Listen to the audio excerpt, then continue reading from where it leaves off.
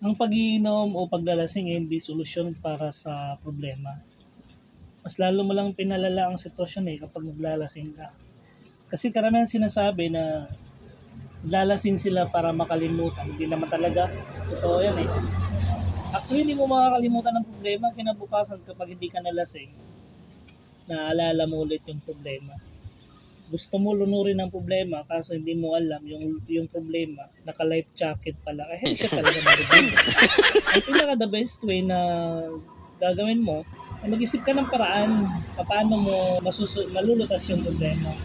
Halimbawa na lang problema mo is financial. Kailangan mo ng dagdag kita. Kailangan mo ng kung maliit lang yung kita mo, kailangan mo dagdagan yung kita mo. Kung problema mo naman is love life, on. Maghanap ka ng iba. Bakit mo kasi pinipilit ang sarili mo? Normal lang natin sa tao na masasaktan kasi tao lang naman tayo eh.